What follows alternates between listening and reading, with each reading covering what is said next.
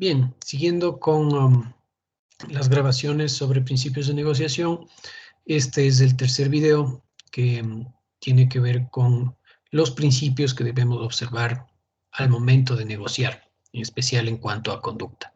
Este va a ser el video más largo de la serie porque tenemos que entender algunos detalles importantes que nos van a servir para que la negociación sea de lo más provechosa posible. Entonces, vamos a empezar hablando de qué es lo que uno debe hacer durante la negociación. Previamente, obviamente, hicimos una muy buena fase de preparación donde nos preguntamos qué tanto puedo yo saber de los intereses de la contraparte, qué realmente es lo que busca la contraparte, cuáles son sus motivaciones y necesidades, y también yo debo, antes de empezar a negociar, tener muy claro cuál es mi mínimo o la mejor alternativa para un acuerdo negociado. Eso quiere decir, yo tengo que, antes de empezar a negociar, saber qué es lo que pasa si no llego a un acuerdo. Eso tengo que haberlo visto. ¿Ok? Entonces, una vez que comienza la negociación, y habíamos hablado de esto en el video anterior, si es que es una negociación en un lugar físico, muy importante que las partes no se sienten enfrentadas, no se sienten frente a frente, sino que de alguna manera se busque un paralelismo o un círculo para facilitar la conversación. Y lo primero que se debe hacer en la negociación es presentarse y establecer una conexión humana.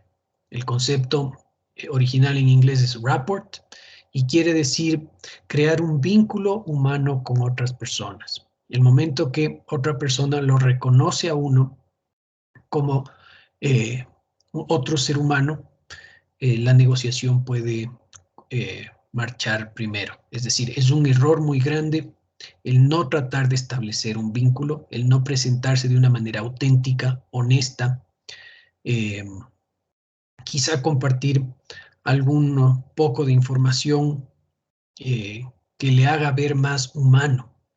Todo esto con el fin de establecer una conexión humana, que es el requisito para después pasar a conversar ya de la sustancia o de la materia que les trae en conjunto, que les une.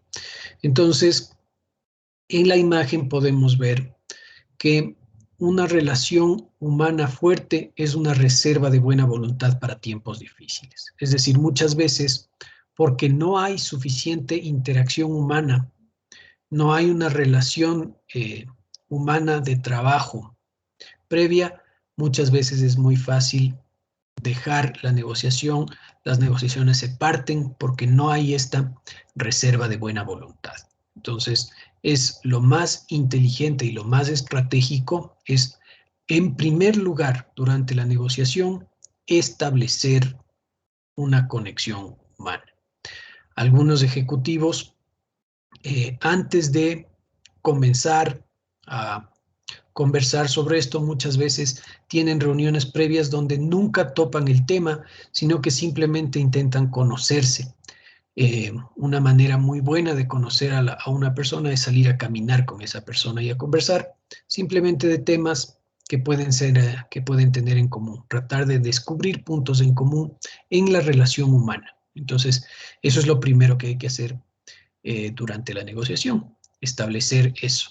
Luego, eh, la clave, una de las claves más importantes durante una negociación es saber escuchar.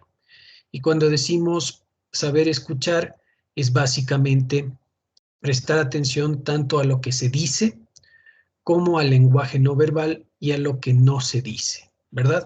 Entonces, en primer lugar, dicen que el 80% de la comunicación se da a través del lenguaje no verbal y esto se puede entrenar.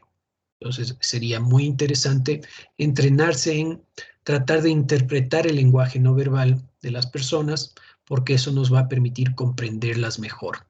Y después, la idea de la escucha activa es demostrar primero respeto por la otra persona, dejarla que se exprese, eso es muy importante, demostrar el respeto, ponerle atención, dejarla que se exprese y una vez que la otra persona ha terminado, parafrasearla. Eso quiere decir demostrar que se comprendió lo que la persona quiso comunicar.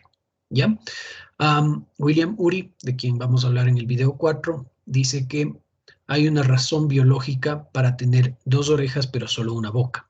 Y eso quiere decir que debemos escuchar el doble de lo que debemos hablar. ¿Ya? Entonces, durante la negociación, esta idea de saber escuchar es clave para comprender las intenciones, para comprender las necesidades de la otra parte. Y luego de eso, obviamente, también tenemos nosotros que saber expresarnos. Y esta es una clave muy importante de la negociación. El máxima y el principio básico es ser duros con el problema, pero suaves con las personas. Eso quiere decir nunca personalizar, eres tal cosa, sino está pasando tal cosa. ¿Sí? Siempre tratar de hablar del problema como en una tercera persona y nunca establecer culpas o señalamientos. Eso lo único que hace es que la otra persona se ponga a la defensiva y corta la comunicación. ¿Sí? Entonces, ser duros con el problema, muy específicos, muy claros con el problema, pero muy suave con las personas. Vamos a ver un poquito más cuando hablemos de la negociación con personas difíciles sobre esto. Expresar los problemas que existen como tareas en conjunto a resolverse por ambas partes, en términos de un equipo más o menos, y siempre evitar señalar o culpar, porque eso lo que hace es que la persona se ponga a la defensiva y se corta la comunicación. ¿Ok? Finalmente, si es que nosotros hemos sido capaces de establecer un vínculo humano específico, hemos sabido demostrar que comprendemos a la otra contraparte a través de una escucha efectiva y respetuosa, y si hemos sido capaces de nosotros expresar nuestras necesidades y separar las personas del problema, entonces ahí podríamos empezar la parte neurálgica, la parte medular de la negociación, que es construir conjuntamente alternativas de mutuo beneficio cuando ya sabemos qué realmente es lo que buscan todas las partes involucradas en la negociación. ¿Sí?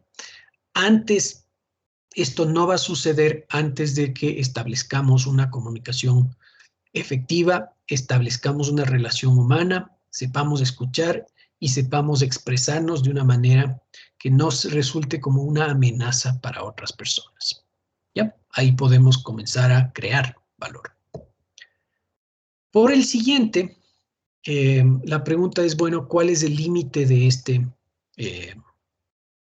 modelo? Suena muy bonito, pero muchas veces no se da. Y allí nosotros tenemos 2 criterios muy importantes que tenemos que tener en cuenta y que mencionamos en el video número 1, ¿verdad? Toda negociación compleja es una suma de tareas integrativas y distributivas. ¿Qué quiere decir eso? En toda negociación compleja hay un espacio donde se buscan alternativas, se crea valor, en conjunto se resuelven los problemas, y también hay un espacio donde se distribuye el valor, donde es un juego de suma cero y donde más para la una parte es menos para la otra, y por lo general esa es la realidad de las negociaciones complejas. Y una cosa más, ¿cuál es el límite del ganar-ganar? El límite del ganar-ganar ya estuvo establecido previamente en la preparación cuando nosotros establecimos nuestro límite, que lo llamamos la mejor alternativa para un acuerdo negociado. Entonces, por allí es donde nosotros podemos comenzar estratégicamente a revisar si es que los resultados de la negociación están yendo dentro de nuestras expectativas. ¿Ok? Un último componente o elemento del modelo de negociación por intereses desarrollado por la Universidad de Harvard es buscar criterios de legitimidad. Y eso quiere decir criterios que sean válidos para las 2 partes o todas las partes que estén involucradas. Por ejemplo, un criterio de legitimidad es que 1 hora dura 60 minutos. Eso es algo con los que todos podemos estar de acuerdo. Pero claro, muchas veces esos criterios de legitimidad a veces son difíciles de encontrar, algo que se respete mutuamente por todas las partes interesadas, y por eso la imagen y por eso el titular, ¿no es cierto? Esa es una negociación aparte muchas veces cuando no se logra establecer criterios que todas las partes respetan. Listo, eso fue el video sobre durante la negociación.